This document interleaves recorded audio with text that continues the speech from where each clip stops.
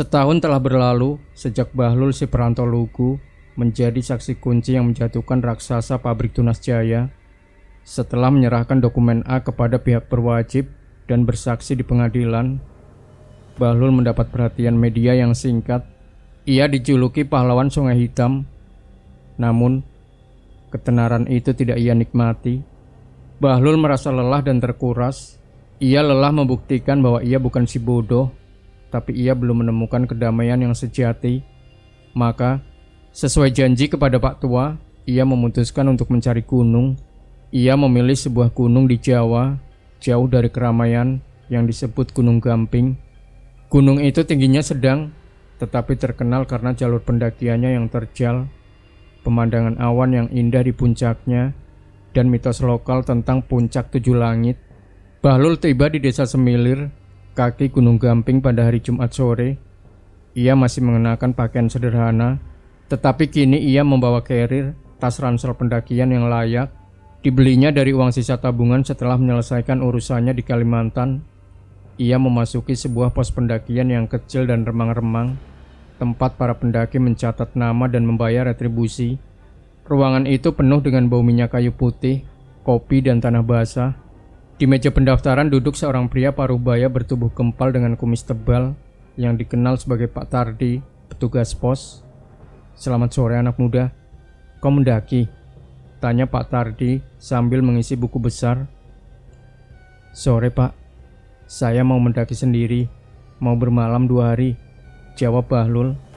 Pak Tardi mengangkat alis, memandangi Bahlul dari ujung kepala hingga kaki.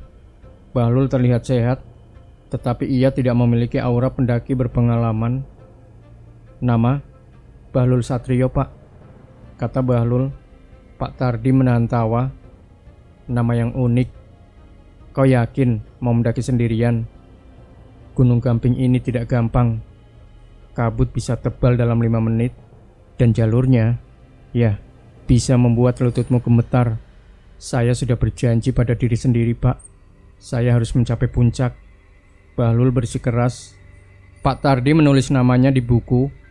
"Baiklah, pastikan logistikmu cukup dan jangan merusak apapun di atas sana. Kau boleh berangkat besok pagi." Bahlul memutuskan untuk beristirahat di shelter pendaki malam itu. Shelter itu ramai. Di dekat tungku perapian, ia melihat sekelompok pendaki yang sedang bercanda ria. Pemimpin mereka adalah seorang pria muda yang sangat atletis, memakai perlengkapan serba mahal, bernama Galih. Di sebelahnya duduk seorang gadis yang memegang kamera DSLR profesional, Risa. Galih yang menyombongkan pengalamannya mendaki gunung-gunung tinggi. "Pokoknya, kalau Gamping ini, kita santuy saja. Paling-paling 3 jam sudah sampai pos 2. Yang penting gaya, Risa, biar hasil fotonya bagus untuk feed Instagram kita." "Jangan sombong, Galih," tegur Risa. "Gunung itu tidak bisa diremehkan." Bahlul mencoba memasang tenda kecilnya di sudut. Ia agak canggung, dan saat membentangkan tiang tenda, ia malah menjatuhkan panci masak miliknya, membuatnya bunyi prak yang keras. Semua orang menoleh padanya. Galih tertawa terbahak-bahak. "Waduh, lihat itu. Siapa namamu, Mas?" "Bahlul ya? Tenda saja tidak bisa pasang. Kau yakin mau mendaki sendirian? Nanti di atas bukan puncak yang kau capai, tapi malah tersesat di jurang," ejek Galih dengan nada meremehkan. Bahlul merasa pipinya memanas. Ia hampir lupa rasanya diejek karena namanya. "Saya bisa, Mas," jawab Bahlul singkat, lalu fokus pada tendanya. Risa, si fotografer, merasa kasihan. Ia mendekati Bahlul. "Maafkan Galih, Mas Bahlul. Dia memang suka bercanda," kata Risa, membantu Bahlul membenarkan tiang tenda. "Kenapa Mas Bahlul mendaki? Ingin mencari pemandangan yang bagus?" Bahlul tersenyum, senyum tulus yang kembali lagi setelah sekian lama. "Saya ingin memenuhi janji, Mbak Risa. Saya ingin melihat 7 langit itu," kata Bahlul menunjuk ke puncak gunung yang diselimuti kabut malam. "Saya ingin buktikan kalau orang seperti saya juga bisa mencapai tempat yang tinggi." Risa menatapnya dengan rasa ingin tahu. Ada keseriusan yang dalam di balik kesederhanaan Bahlul. "Semoga berhasil. Gunung ini akan menguji bukan hanya fisik, tapi juga pikiran, kata Risa lalu kembali ke kelompoknya. Malam itu Bahlul tidur dengan gelisah. Ia tahu besok ia akan menghadapi tantangan terberatnya yang mungkin lebih sulit daripada menghindari pembunuh di hutan. Di hutan ia bertarung untuk hidup orang lain. Di gunung ia bertarung untuk hidupnya sendiri. Ia telah meninggalkan Sungai Hitam. Sekarang ia harus mencari puncak di Gunung Gamping. Pagi hari di kaki Gunung Gamping sangat dingin dan berkabut. Bahlul memulai pendakiannya tepat pukul 7. Ia merasa gugup, tetapi semangatnya lebih besar. Ia mengenakan boot pendakian yang baru dan membawa carrier yang terasa pas di punggungnya. Awal jalur pendakian adalah jalur yang landai, melewati kebun-kebun warga dan hutan pinus yang sunyi. Bahlul berjalan santai, menikmati aroma hutan dan kicauan burung. Namun, memasuki hutan primer, jalur mulai menanjak tajam.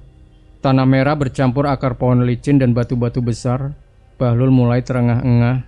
Ia menyadari bahwa mendaki gunung jauh berbeda dengan melarikan diri dari pembunuh di hutan datar Kalimantan. Di sini, musuhnya adalah gravitasi dan paru-parunya sendiri.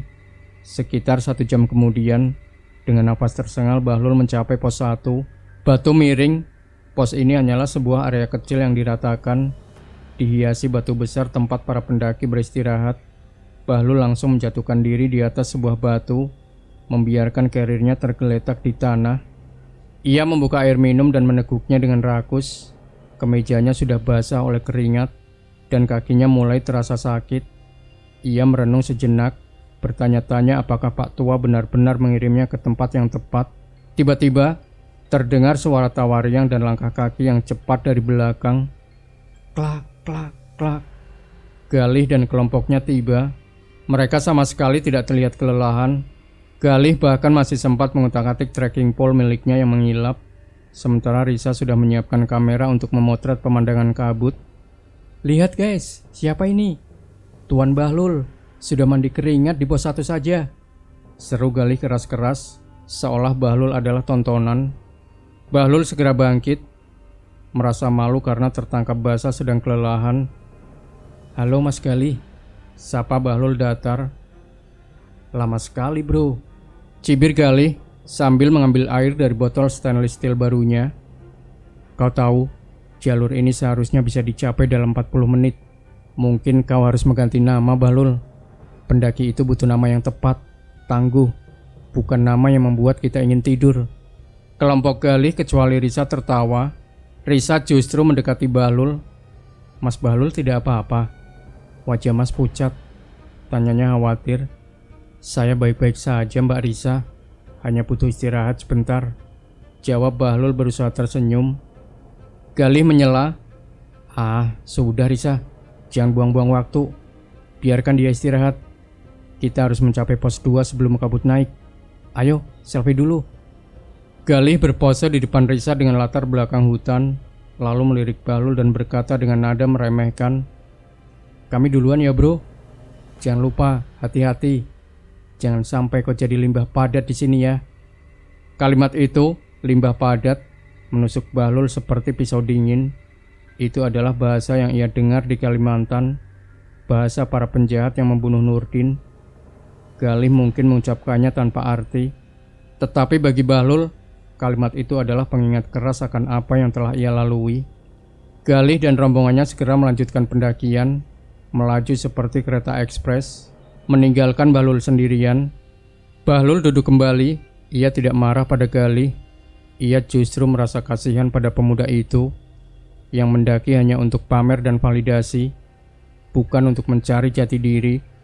Namun, ejekan itu mengaktifkan kembali Bahlul yang pemberani, Bahlul yang berjuang di tengah Sungai Hitam. Aku mungkin lugu, mungkin bodoh, tetapi aku tidak akan pernah menyerah, pikir Bahlul. Aku tidak akan jadi limbah padat. Aku akan mencapai puncak. Ia menghabiskan sisa airnya, mengencangkan tali karirnya, dan berdiri. Ia melihat ke jalur yang baru saja dilalui Galih. Ia tahu ia tidak bisa secepat itu, tetapi ia bisa lebih konsisten. Bahlul melanjutkan pendakiannya, meninggalkan pos 1. Jalur menuju pos 2 jauh lebih ekstrim. tanjakan terjal yang disebut tanjakan setan oleh para pendaki lokal. Setelah berjalan sekitar 1 jam, ia memasuki hutan lumut yang lembab dan sunyi. Langkahnya mulai terasa lebih teratur. Ia fokus pada nafasnya, mencoba mengingat ketenangan Pak Tua. Tiba-tiba ia melihat sesuatu di tepi jalur. Itu adalah sebuah botol air minum stainless steel yang mahal, tergeletak setengah terbenam di lumpur. Bahlul segera mengenalinya, itu botol milik Galih. Bahlul mengambil botol itu, membersihkannya dari lumpur. Botolnya masih berisi setengah air. Ia melihat sekeliling, tidak ada siapa-siapa. Kelompok Galih seharusnya sudah jauh di depan. Mereka pasti terburu-buru, gumam Bahlul. Bahlul dengan sifatnya yang polos memutuskan untuk membawa botol itu. Meskipun Galih meremehkannya, Bahlul tahu di gunung kehilangan air adalah bahaya besar. Ia akan mengembalikannya saat bertemu mereka di puncak. Ia memasukkan botol itu ke saku samping karirnya. Ia berjalan maju, tetapi kini ia merasa harus waspada. Perasaan buruk dari Kalimantan kembali muncul. Di gunung, keteledoran sekecil apapun bisa berakibat fatal, dan kelompok Galih dengan kesombongan mereka tampak sangat teledor. Tanjakan setan memang pantas menyandang namanya. Jalur menuju pos 2 ini adalah tanjakan curam tanpa jeda, memaksa Bahlul untuk mendaki dengan posisi hampir merangkak, menggunakan akar-akar pohon sebagai pijakan tangan. Namun, Bahlul belajar dari pengalamannya di Kalimantan. Jangan terburu-buru, jangan panik. Ia mengatur nafasnya dan fokus pada pergerakan yang stabil. Ia membayangkan Pak Tua sedang mengawasinya dari dalam hutan, dan ia tidak ingin mengecewakan lelaki tua itu. Setelah hampir 2 jam berjuang, Bahlul mendengar suara di depannya. Bukan suara langkah kaki yang gesit, melainkan erangan pelan yang tertahan. Ia mempercepat langkahnya, dan di balik batu besar yang ditumbuhi lumut tebal, ia menemukan Risa. Risa terduduk di tanah, wajahnya pucat dan tegang. Kamera mahalnya tergeletak di sampingnya. Ia sedang memegangi pergelangan kaki kanannya dengan ekspresi kesakitan yang jelas. "Mbak Risa, kau tidak apa-apa?" Bahlul segera menghampirinya. Risa terkejut. "Mas Bahlul?" "Ya Tuhan, Mas, kenapa Mas masih di belakang?" "Saya berjalan perlahan," jawab Bahlul. Ia melihat kondisi kaki Risa. Pergelangan kakinya tampak bengkak dan mulai membiru. "Kelompok Mas Galih di mana?" tanya Bahlul. Risa menunduk, matanya berkaca-kaca. Mereka sudah duluan. Tadi saya terpeleset saat mencoba mengikuti mereka. Saya bilang kaki saya sakit, tapi Galih bilang hanya terkilir biasa, dan menyuruh saya mengejar mereka agar tidak kehilangan waktu terbaik untuk selfie di pos 2. Nafas Bahlul mendadak memendek, rasa marah yang dingin menjalari tubuhnya. Sama saja pikirnya, kesombongan Galih sama berbahayanya dengan kerakusan Bos Tunas Jaya, sama-sama meremehkan nyawa. Ia ingat bagaimana Pak Tua memperlakukannya saat demam di hutan, tenang, dan segera bertindak. "Sudah berapa lama, Mbak?" tanya Bahlul, suaranya tenang dan tegas, tanpa ada sedikit pun kepolosan Bahlul yang dulu. "Sekitar 20 menit. Saya sudah coba berdiri, tapi tidak bisa," jawab Risa, meringis menahan sakit. "Baik, jangan panik. Kita harus mengistirahatkan kakimu." Bahlul segera membuka karirnya. Ia mengambil sarung tangan tebal dan buff miliknya. Ia tidak punya kotak P3K yang memadai, tapi ia ingat bagaimana Pak Tua mengikat lukanya dengan kencang untuk menghentikan darah. Dengan hati-hati Bahlul melepaskan sepatu buat Risa.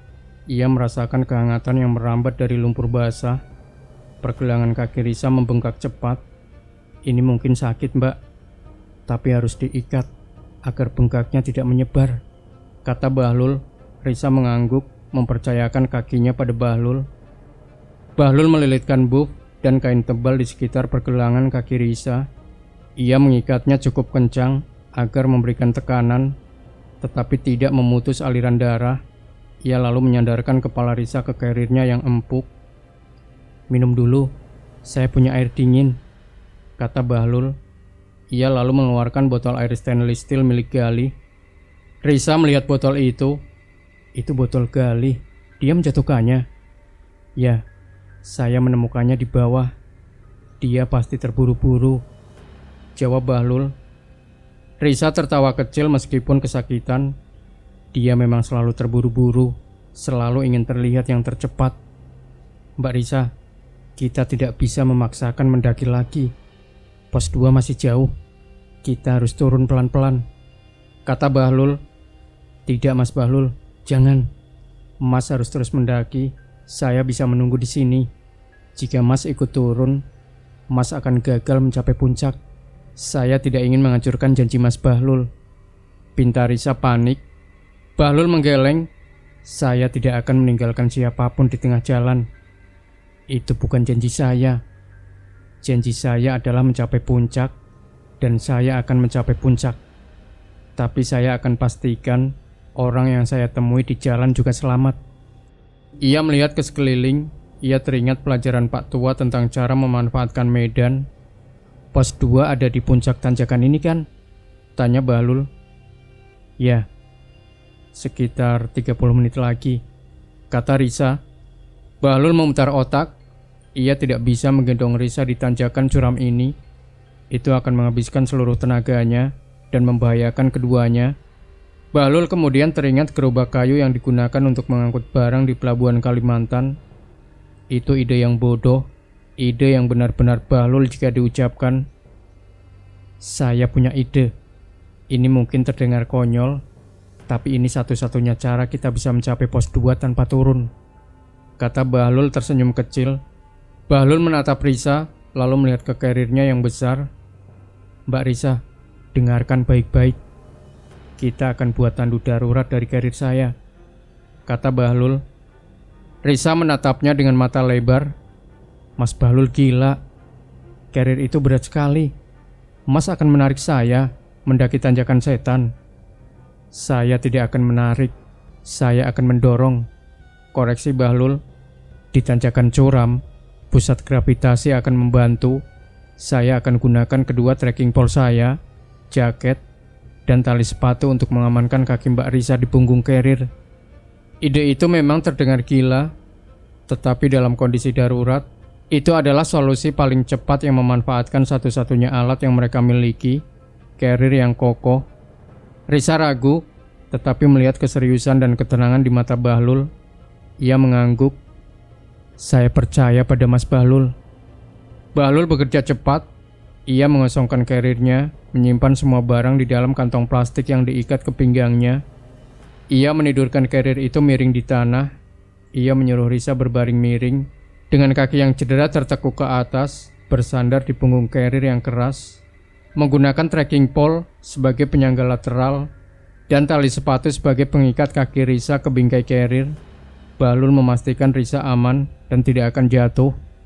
Sekarang yang ia bawa bukanlah karir, melainkan sebuah kereta luncur darurat yang harus didorong di tanjakan yang terjal. Siap Mbak Risa, akan sedikit bergetar, kata Bahlul. Siap Mas Bahlul, lakukan. Bahlul memosisikan dirinya di belakang karir. Ia mencondongkan tubuhnya ke depan, menggunakan bahu dan punggungnya untuk menopang beban karir plus Risa, lalu mulai mendorong. Beratnya luar biasa. Setiap langkah adalah perjuangan melawan gravitasi, lumpur licin dan akar yang menyulitkan. Ia tidak bisa lagi menggunakan tangan untuk berpegangan, karena kedua tangannya harus menahan bingkai karir agar tidak terbalik. Hanya pos 2. Bahlul bergumam, mendorong tubuhnya ke atas. Ia berkeringat deras. Lukanya di bahu kiri mulai terasa nyeri, tetapi Bahlul mengabaikannya. Ia teringat kembali pada Pak Tua. Pak Tua yang menariknya keluar dari lumpur hisap dengan kekuatan yang luar biasa. Bahlul menyalurkan energi itu, energi dari tekad untuk tidak menyerah. Mas Bahlul, berhenti. Mas terlalu lelah, seru Risa khawatir. Tidak, saya harus mencapai pos 2. Jangan bicara Mbak, fokus pada kakimu. Setelah perjuangan selama 45 menit yang terasa seperti berjam-jam, dengan napas terengah-engah dan kaki gemetar, Bahlul akhirnya melihatnya, pos 2, bukit kematian. Bahlul ambruk ke tanah, mendorong karir dan Risa di tempat yang lebih datar. Ia terengah-engah, merasakan darah berdenyut di setiap urat tubuhnya. Risa segera melepaskan dirinya dari tandu darurat itu. Meskipun kesakitan, ia merangkak mendekati Bahlul. "Mas Bahlul, kau berhasil. Aku tidak percaya. Kau luar biasa," seru Risa, matanya dipenuhi kekaguman. Bahlul hanya bisa bernafas, mencoba mengambil oksigen sebanyak mungkin. Pos 2 adalah area yang lebih terbuka, dikelilingi oleh pepohonan kerdil dan tebal. Beberapa tenda pendaki sudah berdiri, dan di sana, di tengah area perkemahan, berdiri Galih dan dua temannya. Galih melihat Bahlul yang baru saja mendorong tandu darurat itu, tubuhnya dipenuhi lumpur, dan Risa yang cedera. Wajah Galih yang tadinya sombong berubah menjadi pucat pasi. "Risa, kenapa kau baru sampai? Dan kau Bahlul, apa yang kau lakukan pada Risa?" bentak Galih berlari mendekat. "Aku terpeleset Galih, kakiku bengkak, dan Mas Bahlul yang menolongku. Kau meninggalkanku sendirian," seru Risa, air matanya tumpah karena campuran rasa sakit dan amarah. Galih salah tingkah. Aku pikir kau akan menyusul Risa. Aku pikir itu hanya terkilir biasa." Bahlul setelah berhasil mengatur nafasnya bangkit. Ia mengambil botol stainless steel Galih dari tasnya dan melemparkannya ke Galih. "Kau menjatuhkan airmu di bawah," kata Bahlul, suaranya pelan tapi tegas. "Kau terburu-buru, kau sombong, dan kau tidak peduli pada temanmu sendiri. Di gunung ini Galih, yang dibutuhkan adalah keberanian, bukan kecepatan. Dan keberanian sesungguhnya adalah kembali untuk menolong, bukan lari ke depan sendirian." Galih bungkam menunduk, wajahnya merah padam karena malu. Teman-temannya hanya diam, tidak berani membela. Risa menatap Bahlul dengan kekaguman yang mendalam. Ia melihat sosok yang sama sekali berbeda dari Bahlul yang canggung di shelter tadi malam. Ia melihat seorang pemimpin. "Kita harus istirahat. Luka Mas Bahlul harus diobati," kata Risa, suaranya melembut. Bahlul baru menyadari bahwa lukanya di bahu kembali berdarah karena tekanan saat mendorong carrier. "Saya butuh tidur. Setelah ini, saya akan lanjutkan ke puncak," kata Bahlul. "Tunggu Bahlul, kenapa kau harus buru-buru? Malam ini kita tidur di sini. Besok subuh kita sumit bersama-sama. Aku harus berterima kasih padamu," pinta Risa. Bahlul melihat ke arah puncak, lalu ke langit. Kabut mulai naik dan matahari mulai condong. Ia tahu mendaki saat ini terlalu berbahaya. "Baik, kita istirahat," setuju Bahlul. Ia berbalik dan mulai memasang tendanya, kini tanpa kecanggungan sedikit pun. Malam itu setelah Risa mendapatkan pertolongan pertama dari pendaki lain, Bahlul duduk sendirian di depan tendanya, menatap langit. Ia merasa lelah tetapi puas. Ia telah mencapai pos 2 dan ia telah menolong seseorang. Janji pada Pak Tua telah terasa lebih dekat. Malam di pos 2 terasa sunyi dan dingin. Bahlul sudah membersihkan lukanya sebisa mungkin dan minum beberapa butir obat pereda nyeri yang ia miliki. Ia berbaring di tendanya, mencoba memejamkan mata. Di luar, Galih dan teman-temannya sudah terdiam, mungkin karena kelelahan, mungkin karena malu. Risa berbisik pelan dari tenda sebelahnya, mengucapkan terima kasih sekali lagi. Setelah itu keheningan menyelimuti perkemahan. Namun, Bahlul tidak bisa tidur, bukan karena rasa sakit di bahunya, tetapi karena instingnya. Insting yang ia dapat dari persembunyian di hutan Kalimantan. Ia merasa ada sesuatu yang tidak wajar. Sekitar tengah malam, saat kabut turun sangat tebal, Bahlul mendengar suara samar-samar dari hutan di seberang area perkemahan.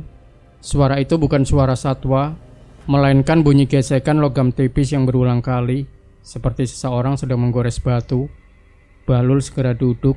Ia tahu di gunung tidak ada alasan bagi pendaki untuk membuat suara seperti itu. Ini adalah suara yang disengaja. Dengan hati-hati Bahlul keluar dari tendanya. Ia hanya memakai jaket tipis dan membawa parang kecil yang ia gunakan saat di Kalimantan. Kabutnya tebal sekali, membuat cahaya bulan tidak menembus. Ia berjalan mengendap-endap menuju batas hutan, menjauhi tenda para pendaki. Suara gesekan itu berhenti. Bahlul berhenti menyatu dengan kegelapan. Ia menunggu. Disinilah ia unggul dari Galih. Di sini ia adalah Bahlul yang belajar bertahan hidup dari Pak Tua, bukan Bahlul si Klumsi. Ia melihat ke bawah. Di atas batu kecil yang licin, ia menemukan bekas goresan baru, bukan goresan alami, tetapi sepertinya simbol, 2 garis sejajar yang dipotong oleh garis silang. Ia menggeser batu itu. Di bawahnya terdapat lipatan kain beludru tua yang terikat erat. Dengan jantung berdebar kencang, Bahlul membukanya. Di dalamnya terdapat selembar kertas lusuh. Tulisan tangannya terburu-buru, tetapi jelas. Aku tahu kau datang. 7 langit bukan akhir, melainkan awal. Mereka tahu apa yang ada di sini. Jika kau berhasil melihat gerbang timur sebelum fajar, ikuti jejak itu. Waspadalah terhadap pendaki berkerudung. Cari aku di puncak. Aji sang penjaga. Bahlul segera teringat pada dokumen A yang ia selamatkan. Dokumen itu mencatat bagaimana pabrik Tunas Jaya bekerja sama dengan jaringan kotor yang lebih besar, melibatkan beberapa tokoh di Jakarta yang bergerak di sektor kehutanan dan pertambangan, jaringan yang beredar di seluruh pulau. Mungkinkah Gunung Gamping ini, puncak 7 langit yang ia tuju untuk mencari kedamaian, ternyata adalah tempat persembunyian atau titik kumpul bagi jaringan gelap yang sama yang Nurdin lawan? Puncak 7 langit bukan akhir, melainkan awal. Bahlul kembali ke tendanya dengan langkah cepat. Ia memeriksa sekeliling perkemahan. Ia melihat tenda Galih. Galih sedang tidur pulas, nafasnya terdengar berat. Lalu ia melihat ke tenda-tenda lain. Di sana, di sudut paling gelap, sebuah tenda kecil berdiri, dan di depannya ada seorang pendaki yang duduk bersila, tertutup rapat oleh hoodie dan buff. Hanya matanya yang terlihat. Pendaki itu tidak melakukan apa-apa, hanya duduk, namun ia tidak tidur. Pendaki itu perlahan mengangkat kepalanya, dan matanya yang gelap menatap lurus ke arah Bahlul, melewati kabut tebal. Bahlul segera bersembunyi di balik tendanya. Ia merasakan aura yang sama yang ia rasakan saat berada di dekat Samsul, dingin, waspada dan berbahaya. Waspadalah terhadap pendaki berkerudung. Bahlul tidak tahu apakah ini kebetulan atau bukan, tetapi ia tidak akan mengambil risiko. Ia memutuskan untuk tidak menunggu subuh bersama yang lain. Ia harus bergerak sekarang. Ia harus mengalahkan pendaki berkerudung itu menuju puncak. Ia mengencangkan ikatan pada bahunya. Rasa sakit di bahunya kini terasa seperti alarm yang memberinya kekuatan. Bahlul masuk ke tenda, mengemas barang-barangnya dalam 2 menit. Ia memasukkan catatan Aji ke dalam saku terdalam karirnya bersama janji Nurdin dan Pak Tua. Ia menyelinap keluar tenda meninggalkan tenda Risa dan Galih yang masih tertidur. Ia mengambil jalur mendaki yang menuju puncak, bertekad untuk mencapai gerbang timur sebelum pendaki berkerudung itu menyadari bahwa ia sudah pergi. Bahlul bergerak tanpa suara. Ia mematikan senter kepalanya, hanya mengandalkan cahaya rembulan samar yang sesekali menembus celah kabut.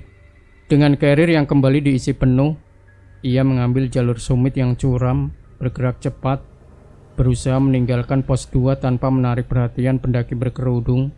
Ia terus mendaki sekitar 10 menit, fokus pada akar dan batu di depannya, mengabaikan denyutan nyeri di bahunya. Ia merasa yakin telah meninggalkan pendaki berkerudung di belakang. Namun, saat ia bersembunyi di balik sebatang pohon besar untuk mengamankan tasnya, ia mendengar suara.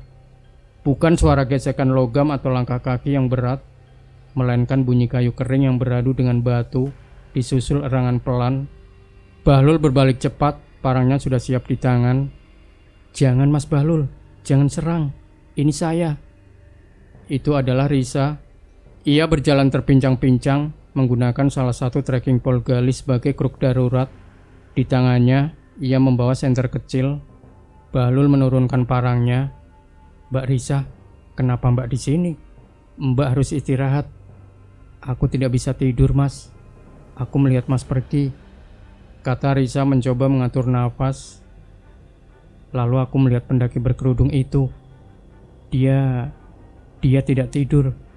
Dia hanya menatap tenda Mas Bahlul sepanjang malam. Aku takut."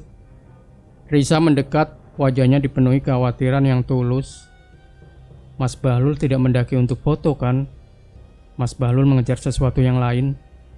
Bahlul menarik nafas.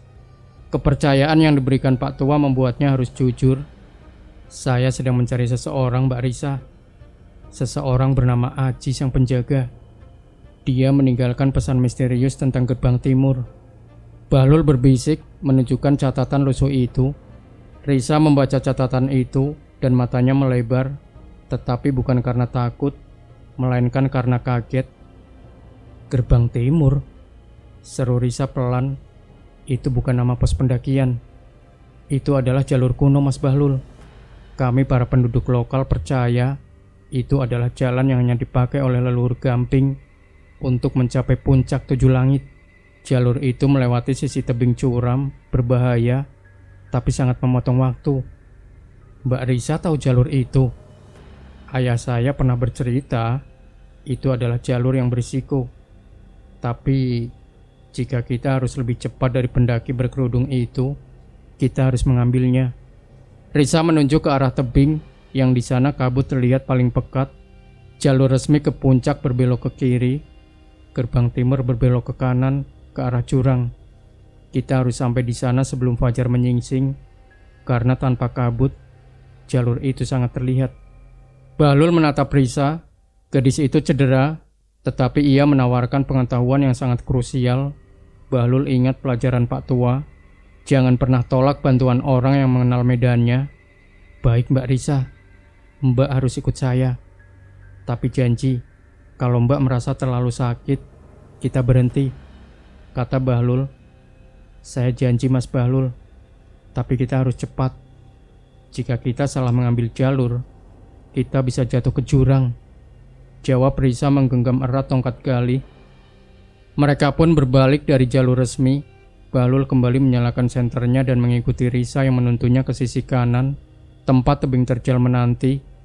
Tak lama kemudian, mereka tiba di sebuah dinding batu besar yang ditutupi oleh tanaman merambat dan lumut tebal. Risa menunjuk sebuah celah sempit di antara dua batu. Itu pintu masuknya, Mas Bahlul. Jalur ini disebut jembatan akar, bisik Risa. Bahlul menyalakan senternya yang mengarahkan ke celah itu. Di dalamnya jalur itu sangat sempit, hanya cukup untuk satu orang, dan berjarak hanya beberapa senti dari jurang yang diselimuti kabut. Pijakan utama di jalur itu adalah akar-akar pohon besar yang menembus tebing, membentuk jembatan alami yang licin dan tipis. Saat Bahlul hendak melangkah masuk, tiba-tiba terdengar suara teriakan keras dari pos 2. Seseorang pasti menyadari tenda Bahlul kosong. Mereka sudah tahu kita pergi, seru Risa panik. Bahlul menoleh ke bawah. Di antara kabut, ia melihat senter pendaki berkerudung mulai bergerak menuju jalur resmi. Tidak masalah, kata Bahlul. Mereka akan mengira kita mengambil jalur resmi. Gerbang timur adalah rahasia. Bahlul mendongak melihat ke atas. Gerbang timur menanjak secara vertikal, diapit oleh akar licin dan bebatuan rapuh. Mbak Risa, masuklah dulu. Saya akan pastikan tidak ada jejak di belakang kita, perintah Bahlul. Risa mengangguk, lalu mulai merangkak masuk, menggunakan pantatnya untuk meluncur dan trekking pole sebagai penyeimbang. Bahlul mengamati jalur di belakang. Ia menyadari sesuatu. Kelompok galih memilih drone. Jika mereka menyadari kepergiannya dan menerbangkan drone mereka, seluruh rahasia gerbang timur akan terungkap. Bahlul harus bergerak cepat. Ia masuk ke dalam celah, merasakan dinginnya batu tebing di punggungnya.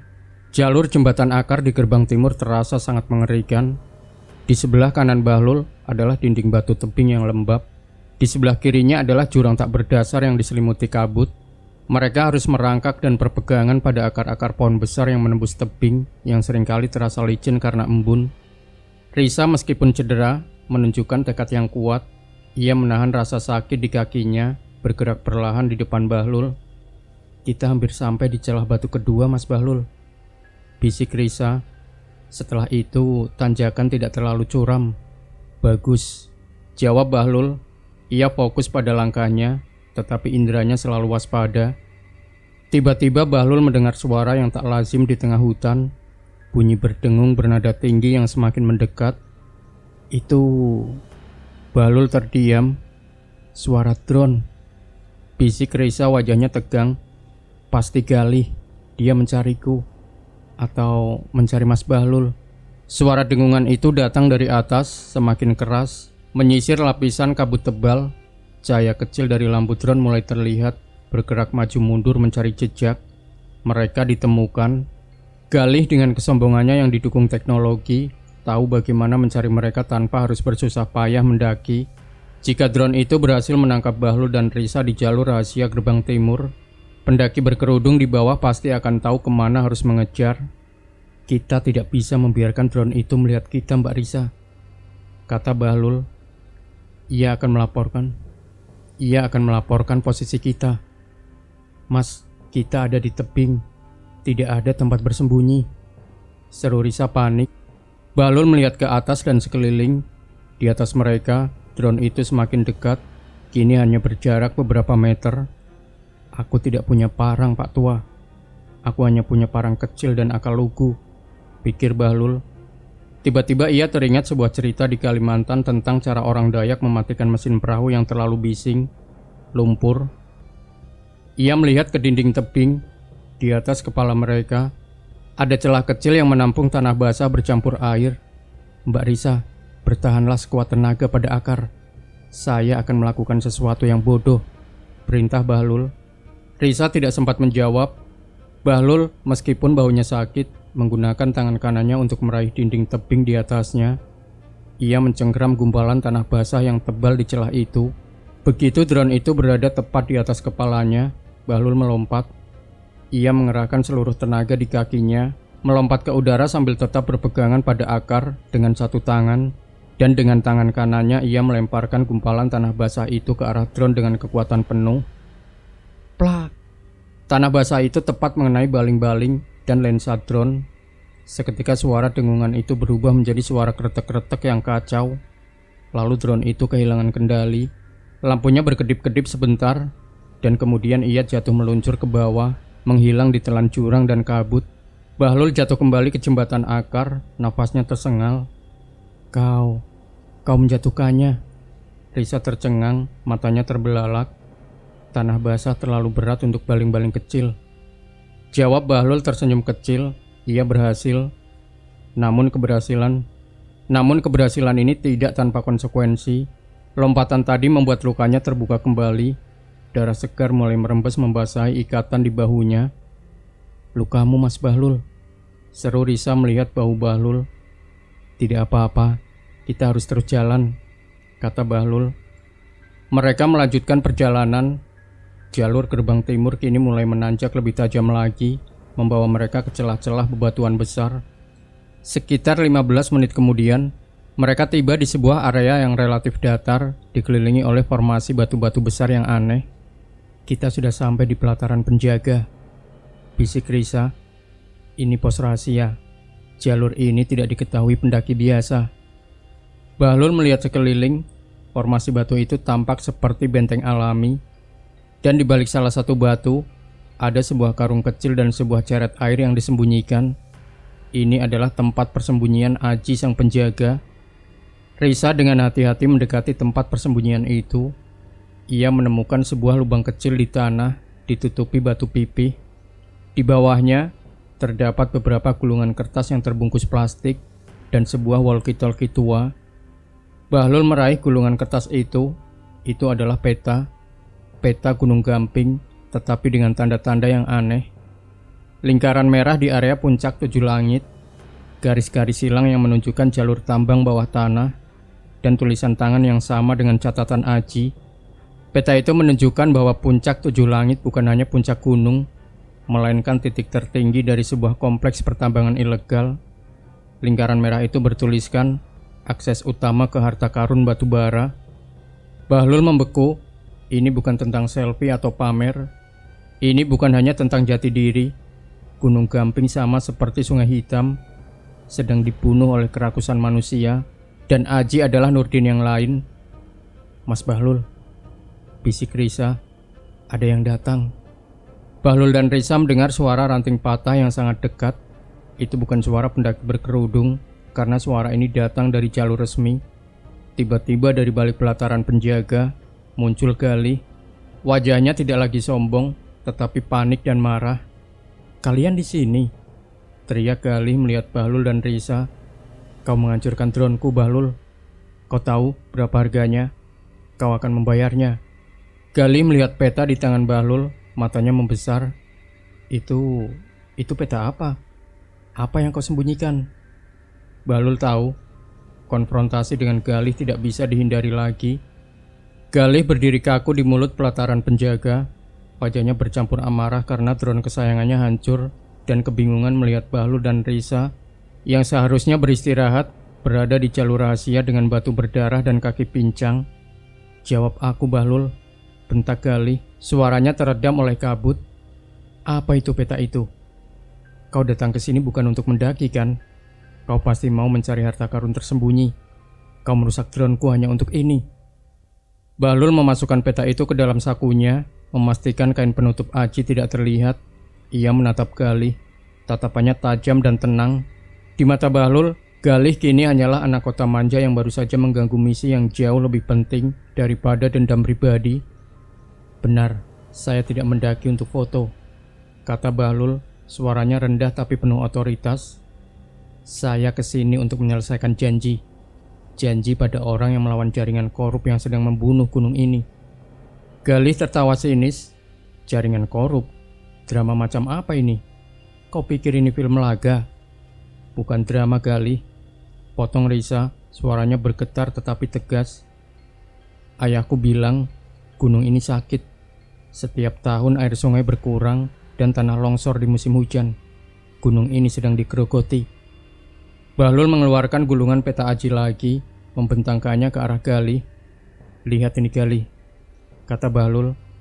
Puncak 7 langit yang kau agung-agungkan di media sosial bukan hanya batu. Itu adalah titik akses utama ke tambang batu bara ilegal. Jaringan yang menyembunyikan ini adalah jaringan yang sama yang bersembunyi di balik pabrik Tunas Jaya, tempat teman saya Nurdin dibunuh. Galih terdiam, ekspresi sombongnya memudar, digantikan oleh keraguan dan sedikit rasa takut. Ia melihat peta itu, garis-garis tambang bawah tanah, lokasi yang ditandai sebagai akses utama harta karun batu bara. Kau mengada-ada. Galih mencoba membantah, tetapi suaranya tidak yakin. Saya tidak mengada-ada, dan saya tidak punya waktu untuk membuktikan itu kepada orang seperti kamu, yang hanya peduli pada like dan ketenaran, balas Bahlul. Ia berbalik bersiap melanjutkan pendakian. Aji sang penjaga adalah orang yang bersembunyi di sini, mencoba melindungi gunung ini. Tapi ada orang lain yang mengejarnya. Mereka tahu kita datang. Lanjut Bahlul, suaranya diperlambat, memastikan setiap kata masuk ke otak Galih. Orang-orang yang mengejar kami bukan mencari batu akik. Mereka mencari peta ini, dan mereka sangat berbahaya. Mereka ada di bawah sana, dan mereka pasti sedang menuju ke sini sekarang. Bahlul berhenti berjalan, lalu menoleh ke belakang menatap Galih. Kau bisa tetap di sini, memikirkan drone mahalmu, dan berurusan dengan pendaki berkerudung, atau kau bisa ikut kami dan melakukan sesuatu yang berguna dalam hidupmu. Galih menelan ludah. Ia melihat ke arah Risa yang terluka, lalu ke bahu Bahlul yang berlumuran darah. Ia kemudian mengingat suara teriakan di pos perkemahan tadi, disusul keheningan yang mencekam setelah drone-nya jatuh. Dia bukan pengecut, hanya salah arah. Pendaki berkerudung? Tanya Galih, suaranya lebih tenang. Yang dari pos 2, yang selalu sendirian. Dia tahu jalurnya, dan dia tahu kenapa kami datang, jawab Bahlul. Galih melihat ke bawah, menggenggam erat senter tangannya. Baik, katanya, suaranya mendesis penuh frustasi, tetapi juga rasa penasaran yang terpicu. Jika ini tentang jaringan korup, aku ikut. Aku tidak suka didrama-dramai, Bahlul. Tapi aku lebih tidak suka melihat orang lain mencoba mengambil sesuatu yang bukan milik mereka.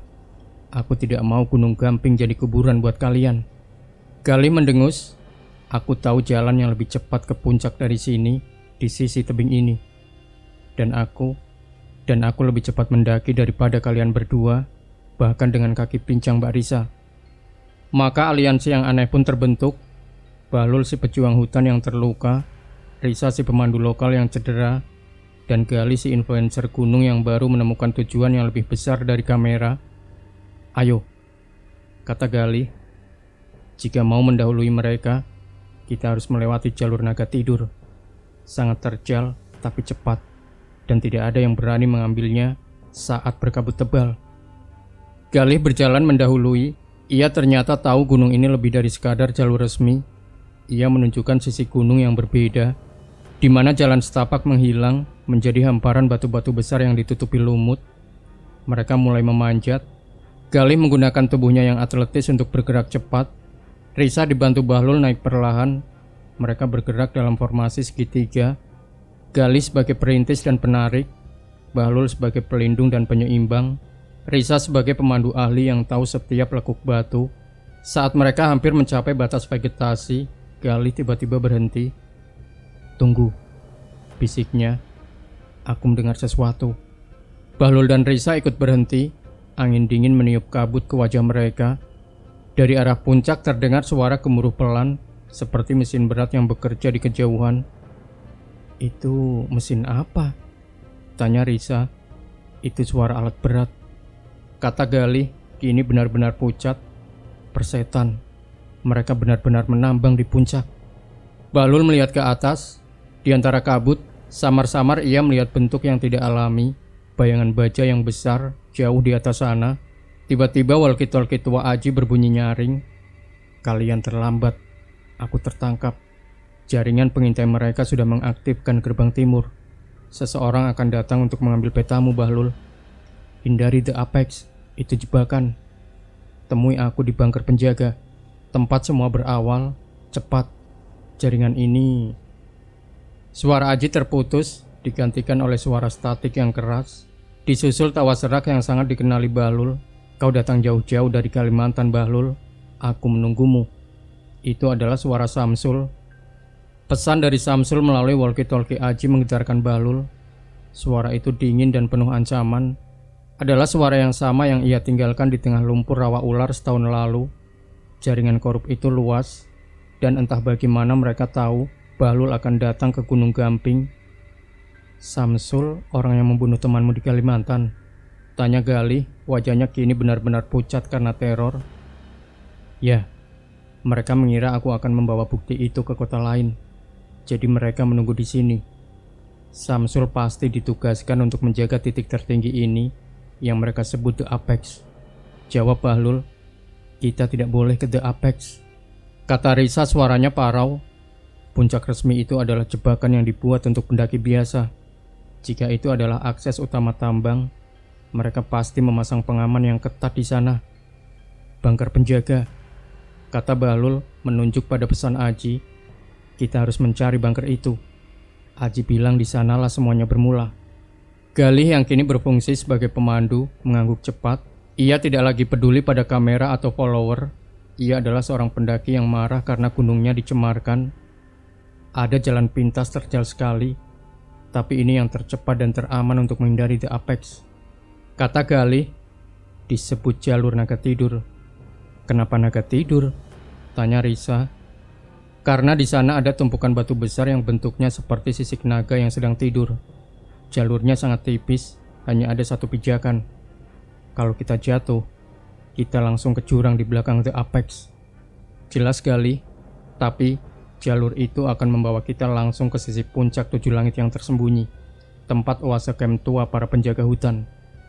Mari, kita ambil itu," putus Bahlul. "Samsul menunggu kita di puncak resmi. Dia tidak akan menyangka kita mengambil jalur terlarang ini." Mereka bertiga memulai pendakian di jalur naga tidur. Ini adalah pendakian yang paling menantang dari segalanya. Mereka harus merangkak di atas tumpukan batu besar yang licin dan bergerak dengan kemiringan hampir 70 derajat.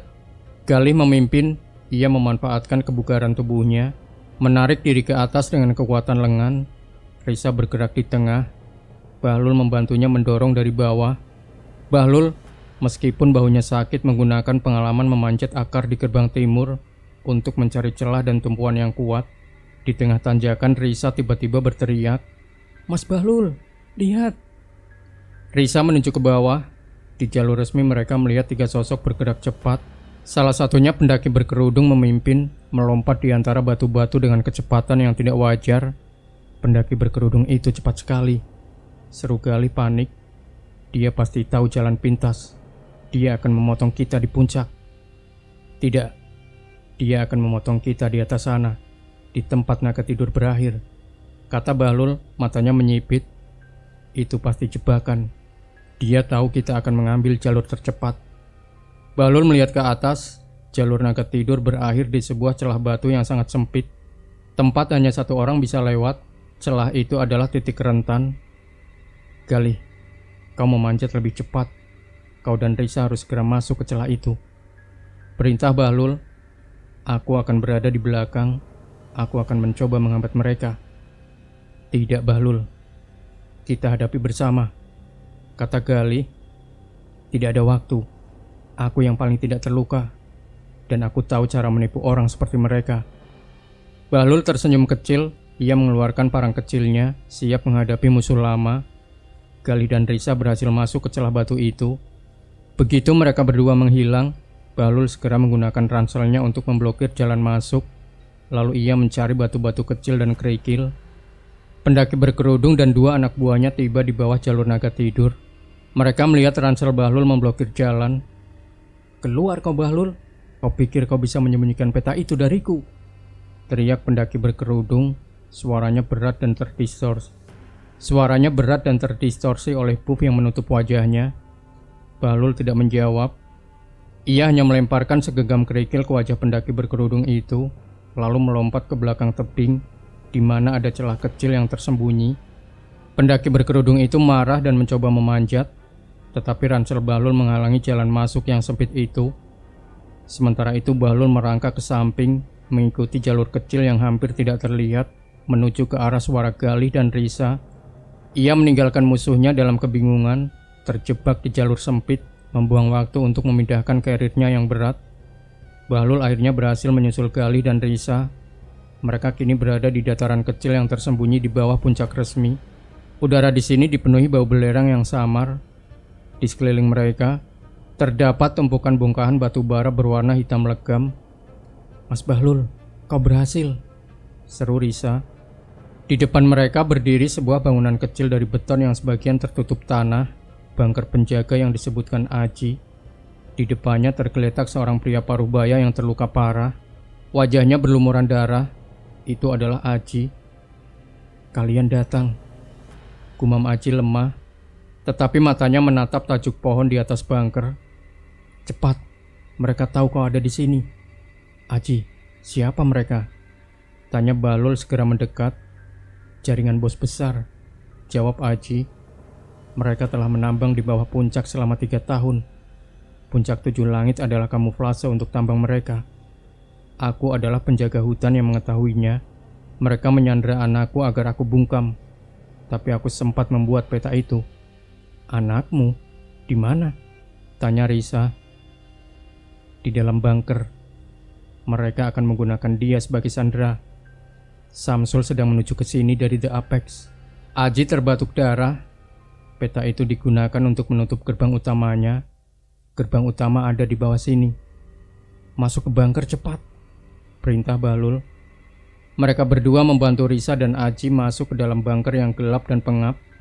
Di dalamnya ada seorang anak laki-laki berusia sekitar 10 tahun, terikat di sudut, menangis ketakutan. Begitu pintu bunker tertutup, mereka mendengar suara langkah kaki berat di luar. Duk, duk, duk. Aku tahu kalian di dalam, Bahlul. Keluar. Serahkan peta itu, dan kau bisa bertemu temanmu lagi di Kalimantan, teriak suara Samsul dari luar. Bahlul melihat ke sekitar bunker. Hanya ada satu jendela kecil yang tertutup terali besi. Di tengah ruangan terdapat sebuah meja yang dipenuhi peta, logistik, dan sebuah tombol darurat berwarna merah terang dengan tulisan tutup gerbang utama. Samsul ada di sini. Kita tidak punya waktu, kata Bahlul. Ia mengambil walkie-talkie Aji. Samsul, aku tidak akan menyerahkan peta ini padamu, Bahlul berteriak melalui walkie-talkie. Kau tidak punya pilihan, Bahlul, atau aku akan hancurkan bunker ini, ancam Samsul. Galih melihat tombol merah itu. Bahlul, kita harus menekan tombol itu. Itu mungkin adalah self-destruct atau penutup pintu tambang utama. Peta itu adalah kuncinya. Kalau kita tekan tombol, apa yang terjadi? Tanya Bahlul. Aji yang terluka menunjuk ke peta di tangan Bahlul. Di peta itu ada kode.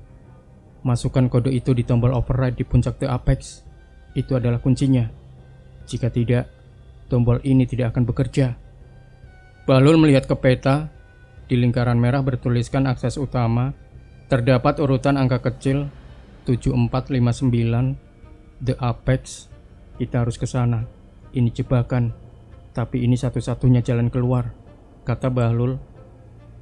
Ketegangan di dalam bunker penjaga mencapai puncaknya. Di luar, suara Samsul yang mendesak dan mengancam semakin keras. Aji terluka, hanya bisa memberikan petunjuk. Anaknya, bocah laki-laki itu menangis pelan di sudut. Mas Bahlul, kita harus bergerak, desak Risa. Samsul tidak akan menunggu lama. Bahlul memandang kode rahasia di peta 7459. Kode itu adalah satu-satunya kunci untuk menutup gerbang ilegal dan mengakhiri kekejaman Samsul. Kita tidak bisa keluar dari pintu depan. Samsul akan menembak kita, kata Bahlul. Ia melihat ke sekeliling bunker yang kecil itu.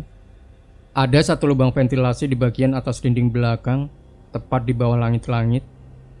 Galih, kau paling atletis.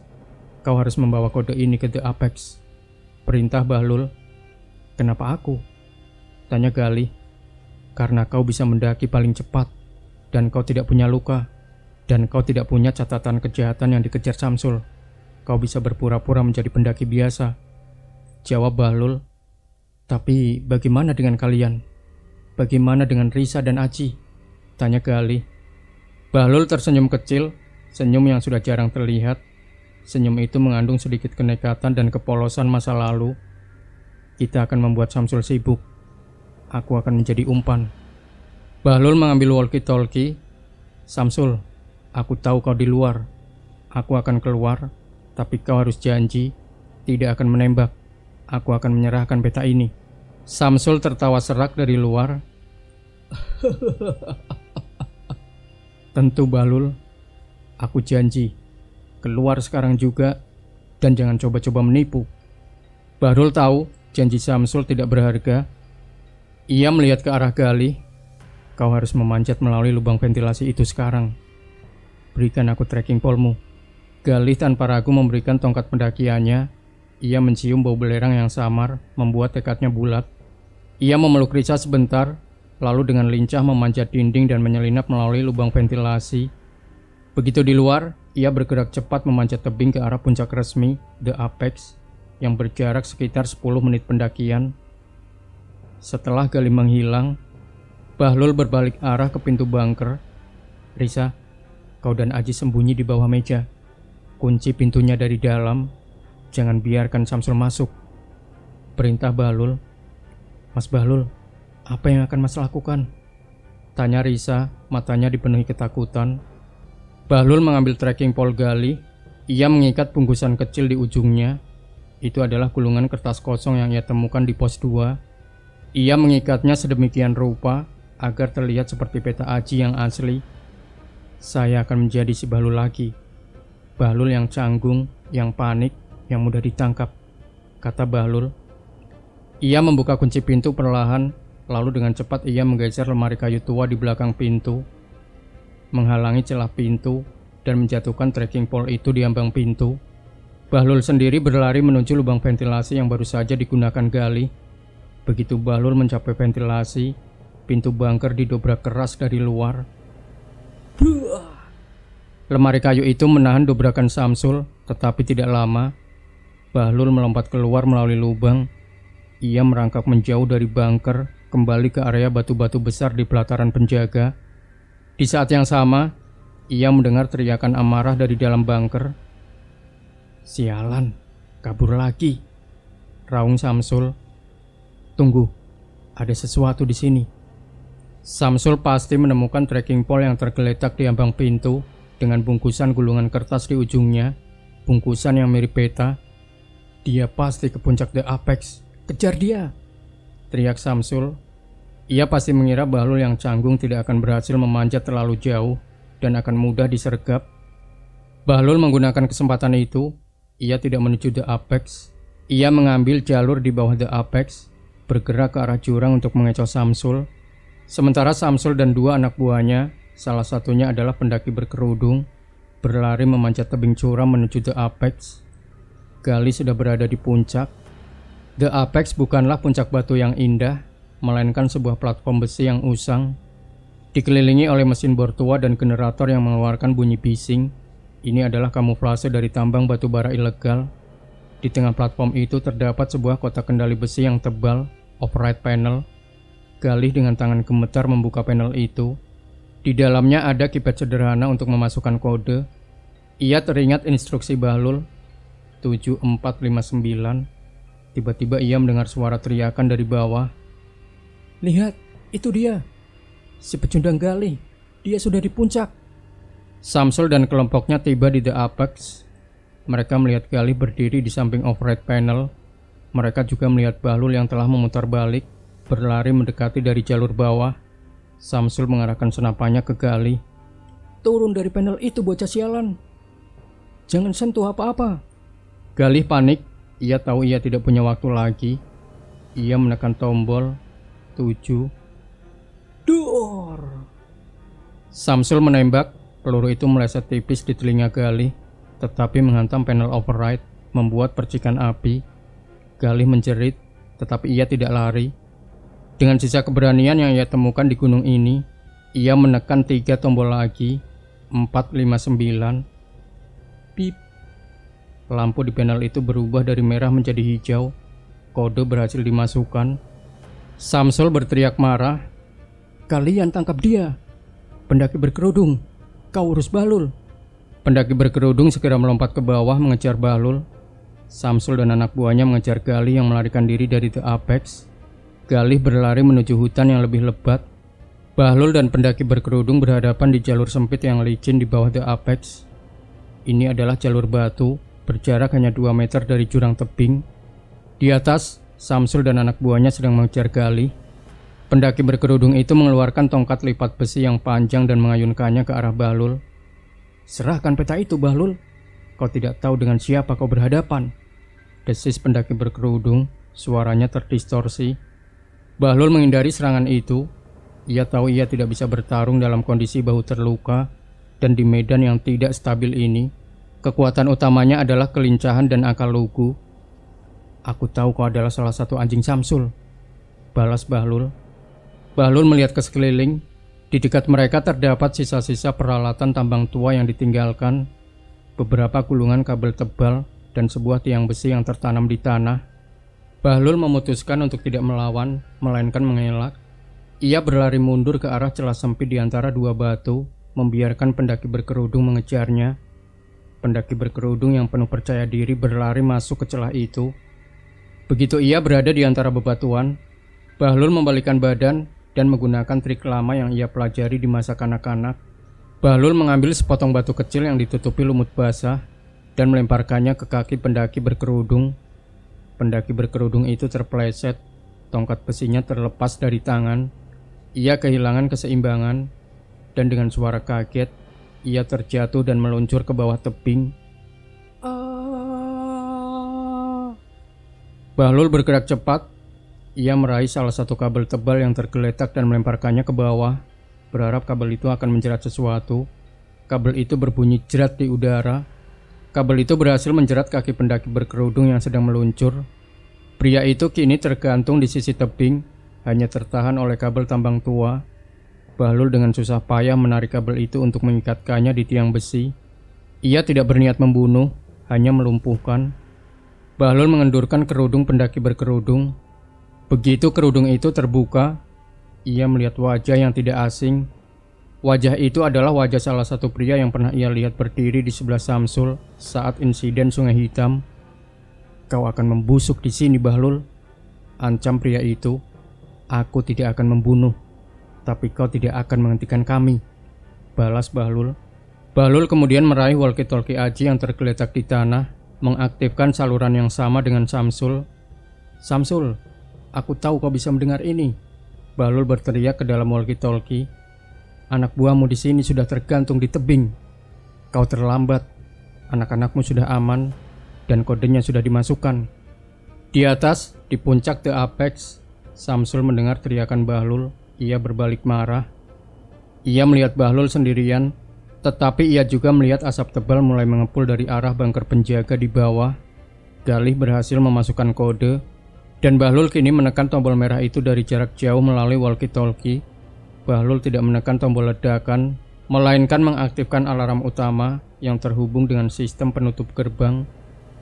Tut, tut, tut. Suara alarm memekakkan telinga memenuhi puncak gunung. Tutup semua akses, bukan tambang. Bunker penjaga sudah mengaktifkan sistem, teriak Samsul panik kepada anak buahnya yang lain. Samsul berlari kembali ke override panel di The Apex. Ia harus membatalkan kode itu. Di sisi lain, Galih yang berlari dari kejaran anak buah Samsul mencapai tepi hutan. Ia melihat Bahlul dan berteriak, "Bahlul, lari ke arah timur.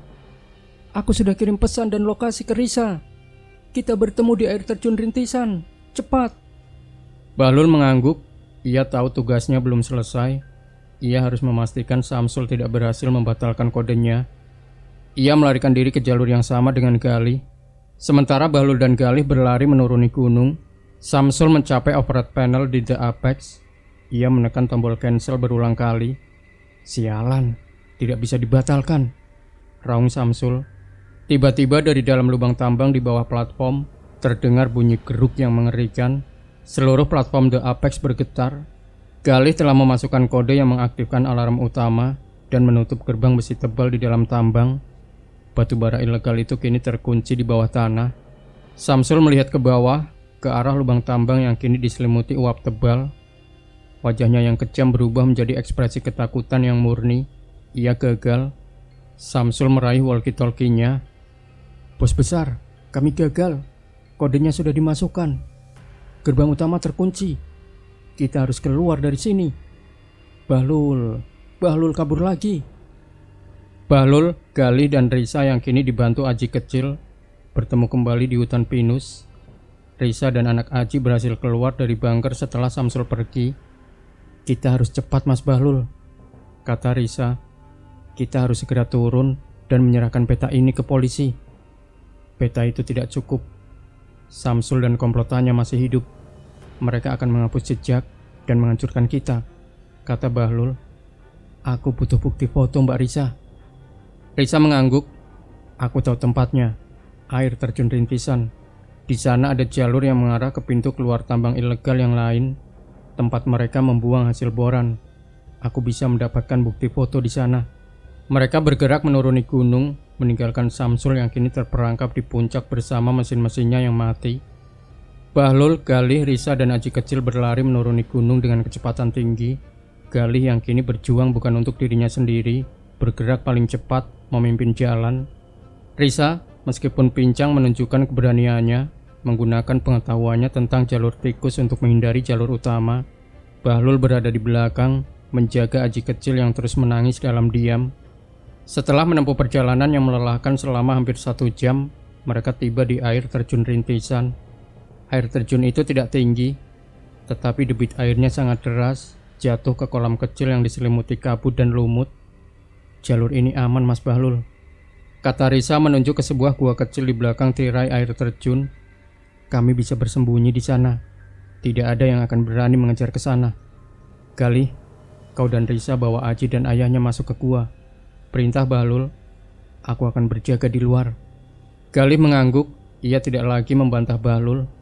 Setelah semuanya aman di dalam gua, Bahlul berbalik ke arah area tumpahan air terjun.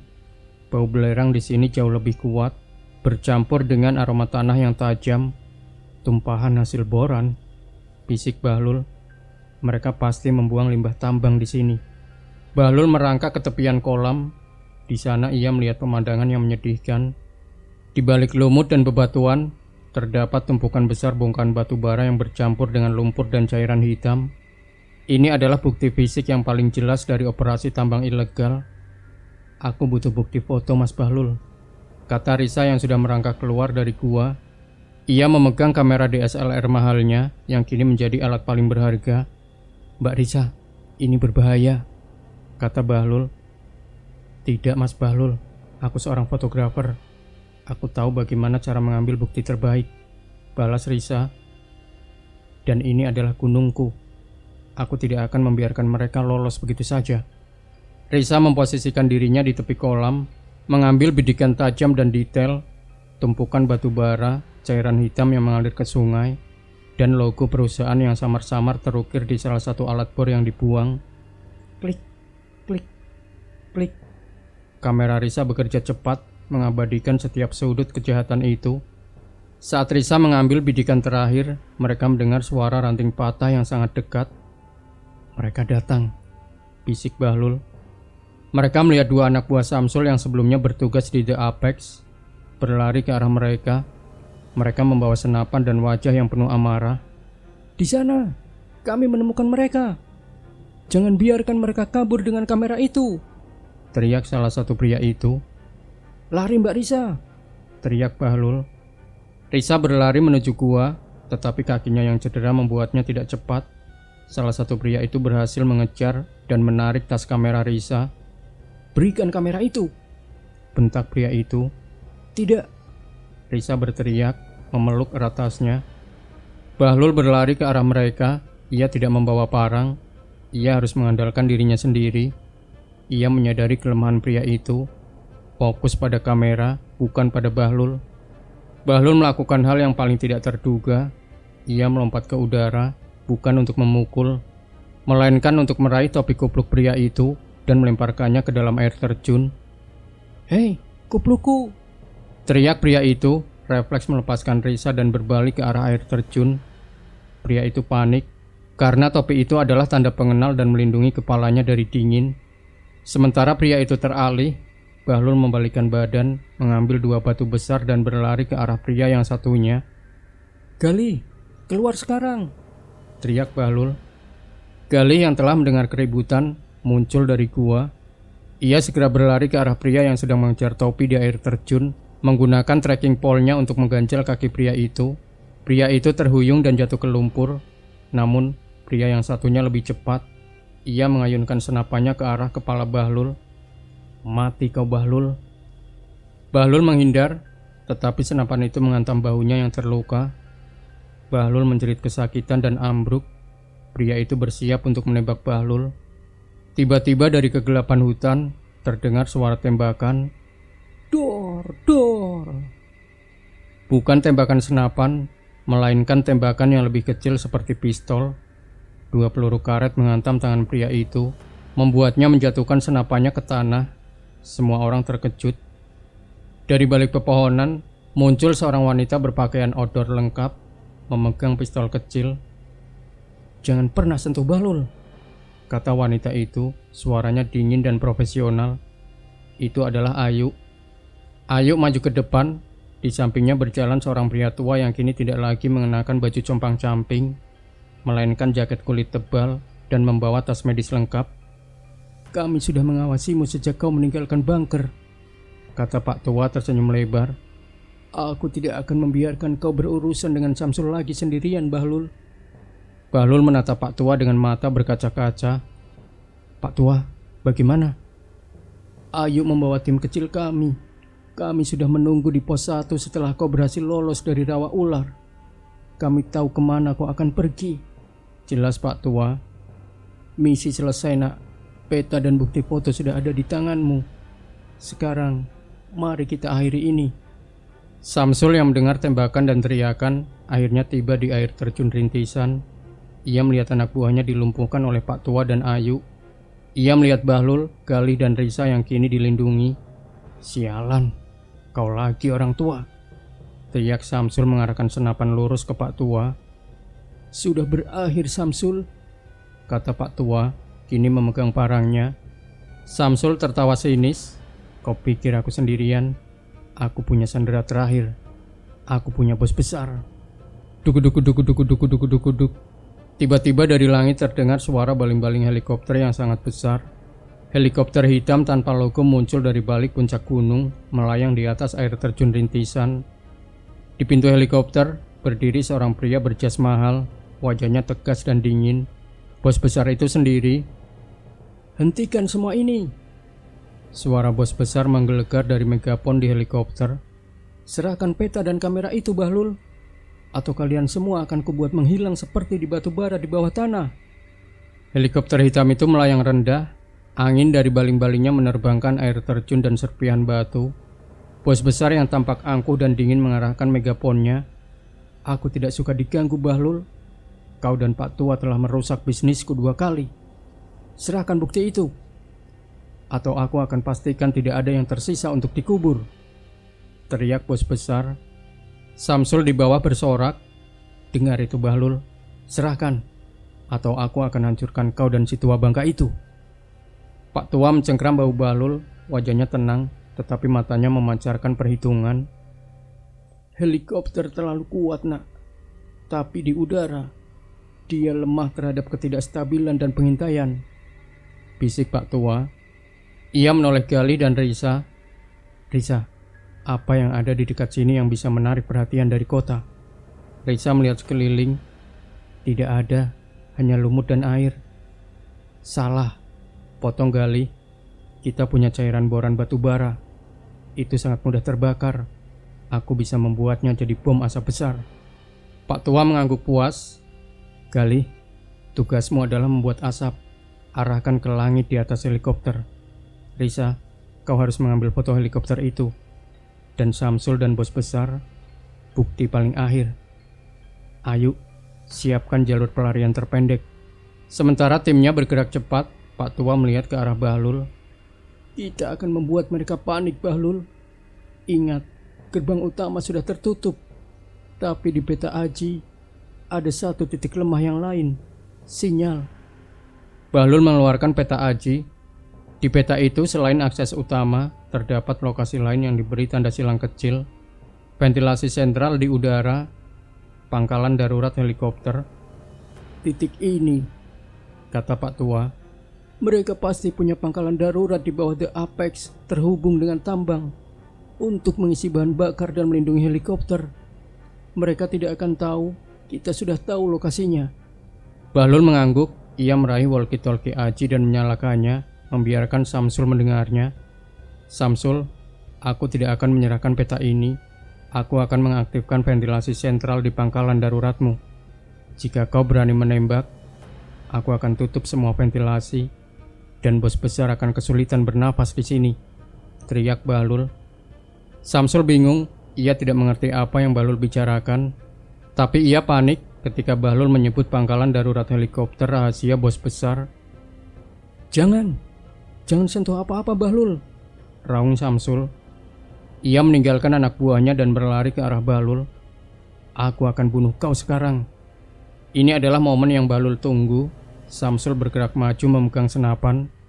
Tepat saat Samsul mendekat, Galih dan Risa melaksanakan rencana mereka. Galih menuangkan cairan boran yang sudah terbakar ke tumpukan batu bara, lalu membakarnya dengan api kecil dari korek api yang ia bawa.